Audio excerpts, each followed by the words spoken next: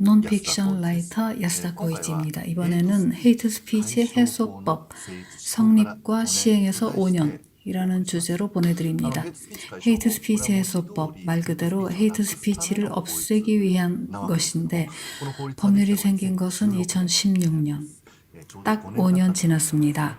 이 법률로 인해 무엇이 바뀌었는지, 지금 어떤 문제가 있는지, 앞으로 무엇을 해야 하는지 여러분과 함께 생각하기 위해 그 의미와 과제에 대해 해설하고자 합니다.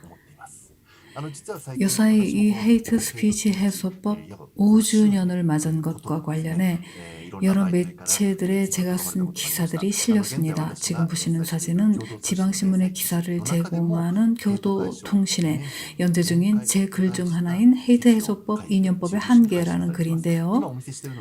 야마나시 니치니시 신문에도 실렸습니다. 왜 제가 2년법의 한계를 느끼느냐 하면 아시다시피 헤이트 스피치 해소법이 시행되었음에도 여태껏 심각한 차별이 계속되고 있기 때문입니다. 헤이트 스피치 해소법을 본래의 목적으로 되돌리기 위해 또는 더욱 버전업이 필요한지 우리가 다 함께 생각할 필요가 있다고 봅니다. 그럼 헤이트 스피치 해소법이 본래 어떤 것이었는지 먼저 살펴보기로 하죠.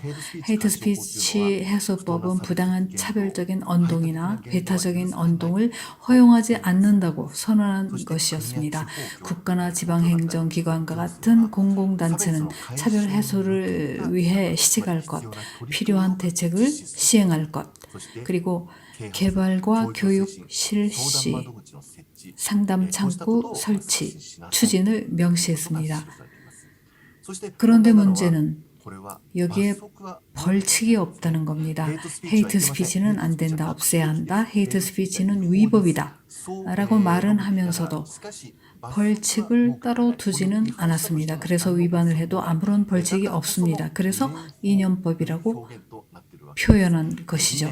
이념을 명시한 것이지 구체적인 형사처벌을 강구한 것은 아닙니다. 이게 바로 헤이트 스피치 해소법이거든요. 이 해소법이 생기기까지는 여러 노정이 있었습니다. 이를테면 2013년경부터 도쿄 싱오쿠보나 오사카 이쿠노 구역 지역처럼 제1교포들이 집중된 지역을 중심으로 수많은 헤이트 데모, 차별 데모, 차별 가두선전 등이 있었고 인터넷상에도 헤이트 스피치가 점점 더 많아졌는데 이런 것들에 대해 규제를 원하는 목소리가 높아지기 시작한 게 제 기억으로는 2013년경이었습니다. 그 다음 해인 2014년 스위스 제네바에서 열린 UN 인종차별철폐위원회 소속 각국 의원들이 일본의 헤이트 스피치 대처 방식에 대해 비판했습니다. 일본은 왜 헤이트 스피치에 대한 법 정비를 하지 않느냐? 왜 일본에서는 헤이트 스피치를 하는데도 아무도 벌받지 않느냐? 왜 일본에서는 헤이트 스피치에 반대하는 시민들만 단속하느냐? 그런 질문들이 오갔습니다. 그런 일이 있고 나서 관련 법 정비에 대한 논의 기운이 더욱 높아졌고 주로 국회 법무위원회에서 헤이트 스피치 해소법을 향한 발빠른 움직임이 시작됐습니다. 2015년 말부터 다음해 2016년 초에 걸쳐 야당뿐만 아니라 여당의 정치가들도 포함해서 헤이트 현장, 즉 제1코리안의 집중 지역이나 여러 헤이트 데모가 있었던 장소에 국회의원들이 현지 답사한 다음 대책을 강구하는 일들이 반복되었습니다.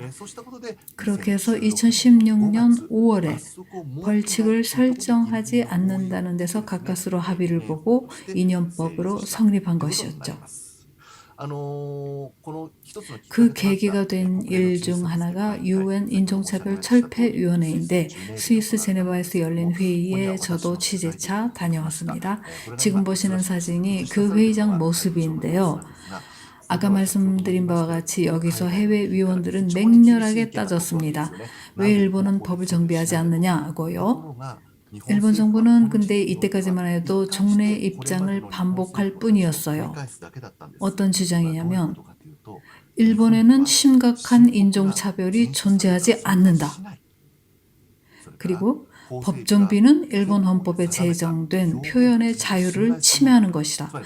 그래서 법률을 만들 수가 없다고 일본 정부는 반복했던 겁니다. 지금 돌이켜보면 아니 그 시점에서도 분명히 이미 틀린 거죠. 일본에서는 아주 오래전부터 인종차별뿐만 아니라 갖가지 차별, 심각한 차별이 존재해 왔습니다. 당연히 피해자도 수없이 많았죠. 차별이 존재하는데도 없다고 말한 일본 정부의 입장이 명확한 오류였던 겁니다. 게다가 법을 마련하는 일이 표현의 자유를 침해하는 것이라서 못한다고도 강력히 주장했는데요. 이 부분은 또 다른 기회에 논의해야 마땅하지만 굳이 말씀드리자면 표현의 자유를 침해하는 게 누구냐는 겁니다. 적어도 지금 일본 사회에서 표현을 빼앗기고 언론과 언어를 빼앗기고 침묵을 강요당하고 있는 사람들은 항상 차별당하는 마이너리티입니다. 마이너리티라는 이유로 표현을 빼앗기고 언어를 빼앗기고 침묵을 강요당하는 거죠. 정말로 표현의 자유가 필요하다고 할라치면 진짜로 빼앗긴 사람들의 입장에 선 정책이야말로 필요하지 않을까요? 저는 그렇게 생각합니다. 참고로 일본 국회 참의원 법무위원회의 심의회 과정에 참고인으로 초청됐던 최강희자 씨는 가나가와현 가와사키시의 다문화 공생시설인 후레아이관에 근무하시는 분인데 국회에서 이렇게 말했어요. 차별 문제의 중립이나 방치란 있을 수 없습니다. 차별을 못하게 하느냐 마느냐입니다. 국가는 차별을 못하게 하지 않지만 그것은 차별에 가담하는 일밖에 되지 않습니다. 차별에 대해 국가와 지방 행정이 책임지는 법률을 만들어주세요. 이렇게 호소했습니다.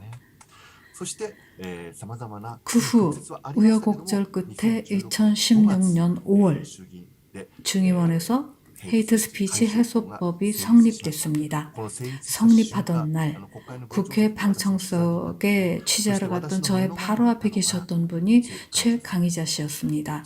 최 씨는 법률이 성립된 순간 매우 기쁨이 넘치는 표정으로 이렇게 말했습니다. 드디어 국가가 차별 철폐를 향해 움직여줬다.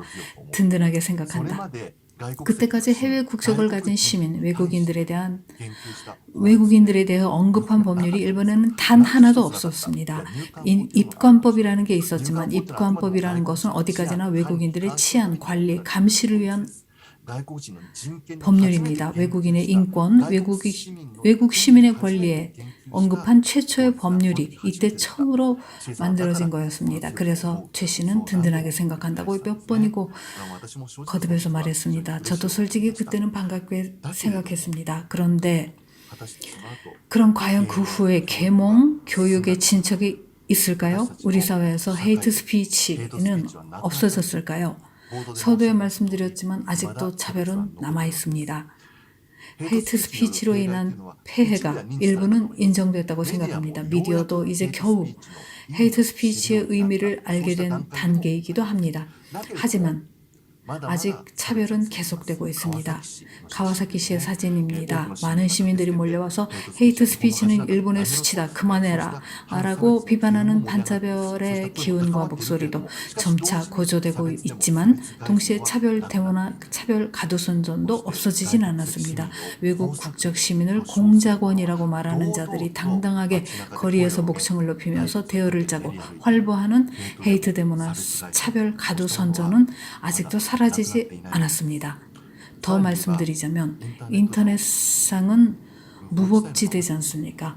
SNS나 게시판, 블로그와 같은 데서 외국 국적 시민이나 외국인들한테 상처를 주는, 다시 말해 차별하고 차별을 선동하는 듯한 글들, 지금 보시다시피 영향력을 가신 저명 인사들까지도 그런 말들을 확산시키고 있죠. 이런 상황이니 아직도 수수방관할 뿐인 무법지대가 아니겠습니까? 게다가 THC를 비롯한 헤이트 기업들이 아직도 판을 치고 있거든요. 아무런 반성도 없이 인터넷상에서 차별 선동지를 일삼고 또는 차별 선동하는 글을 퍼뜨리고 대기업 대표들이 그런 말들을 반복하기도 합니다.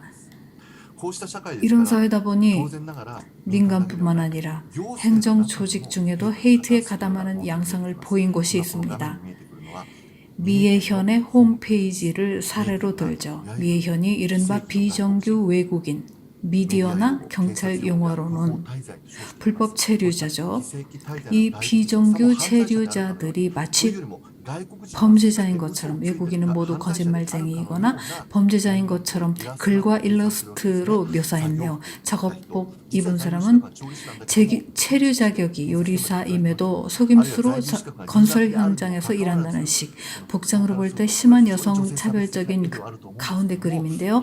체류 자격은 유학생인데도 실제로는 음식점이나 성산업 같은 데서 일한다는 식. 하얀 방어복을 입은 남성은 체류 자격이 전혀 없음에도 일본에서 노동에 종사하고 있다는 식의 그림인데 셋 다 기괴한 표정으로 웃고 있죠. 외국인이 모두 이런 존재인 것처럼 또는 전부 이런 존재라고 주입시키려는 듯한 그림을 행정기관이 홈페이지에 올린 겁니다. 이렇게 행정기관이 헤이트에 가담한 사례가 더 있습니다. 이를테면 사이타마시는 제일조선인 학교에만 마스크를 배포하지 않겠다고 결단한 행정기관입니다. 일반 시민들 사이에 또는 널리 일본 사회 속에 헤이트가 확산되는 와중에 행정기관이 원래는 시민사회를 지키고 시민의 살림을 지키고 사회의 일원인 외국인을 지켜야 할진데 그 행정조차도 헤이트에 가담하는 사회이다 보니 당연하게도 헤이트 크라임이 발생하는 겁니다. 이것은 가와사키시의 다문화 공생시설 후레아이관이 받은 협박 편지입니다. 요약하자면 죽인다, 죽어라입니다. 이런 헤이트 크라임도 버젓이 행해지고 있습니다. 사라지지 않았습니다. 헤이트 스피치 해소법 시행 이후에도 없어지지 않았어요. 그래서 지금 되묻는 것이 이 법률의 실효성입니다. 인터넷상에서 헤이트 스피치 피해를 입고 법정에서 싸운 18살짜리 제1교포 청년이 재판을 시작했을 때 15살이었습니다.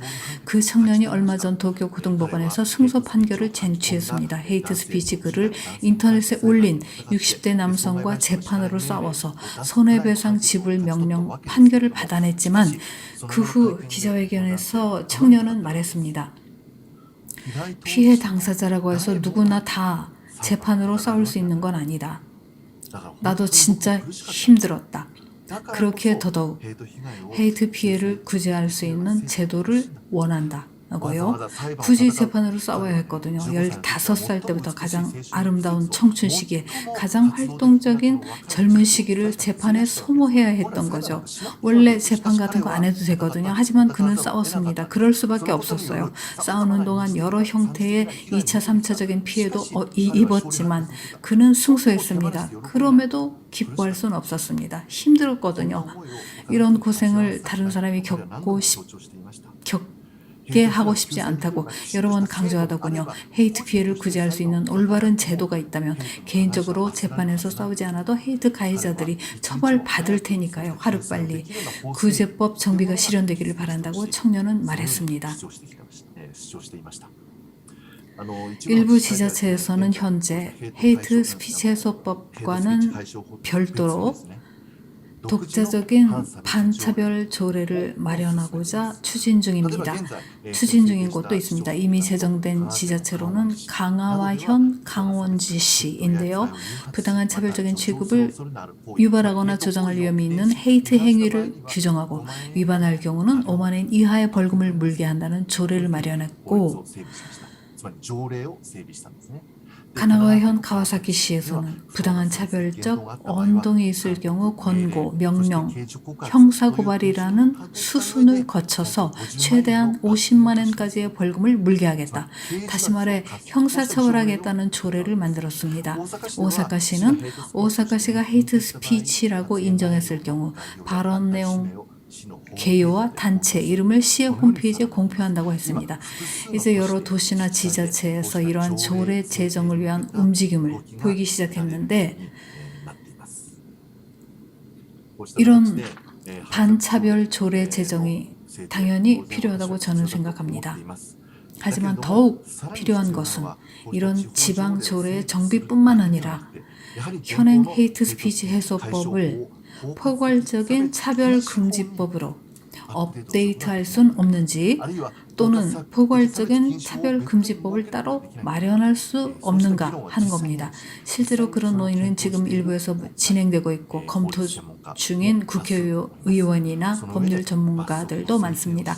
거기에 더해서 벌칙 제정이나 구제 창구 강화 증설하는 일도 필요하지 않을까요? 즉, 헤이트 스피치 해소법을 더욱더 알찬 것으로 만들기 위해 이를테면 제대로 된 그릇에 알차게 담아내자는 겁니다.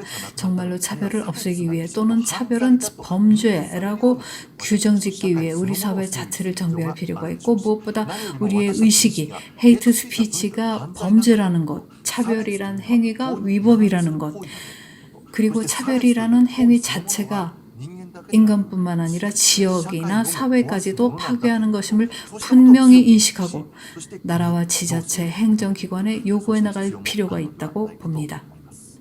협박 편지를 받은 가와사키시 후레아이관에 들르신 할머니의 손편지를 보여드리죠. 헤이트 스피치라는 제목으로 박씨 할머니께서 쓰신 글엔 저는 일본에 20년 살았습니다. 헤이트 스피치를 못하게 해주세요. 차별은 안 됩니다. 일본어를 배우신 지 오래지 않으신 듯한 글귀이지만 여기엔 절실한 염원이 담겨 있다고 봅니다. 오른쪽 편지 손씨 할머니께서는 차별하지 않도록 조례가 생겼습니다. 언제까지나 차별하지 말고 사이좋게 지냅시다. 사이좋게 지냅시다 라고 일본 사회에 호소하셨네요. 이에 우리는 어떻게 응답할 것인지, 응답해야 좋을 것인지, 사회나 나라는 어떤 회답을 제시해야 할지 잘 생각해 봐야 한다고 굳게 믿습니다.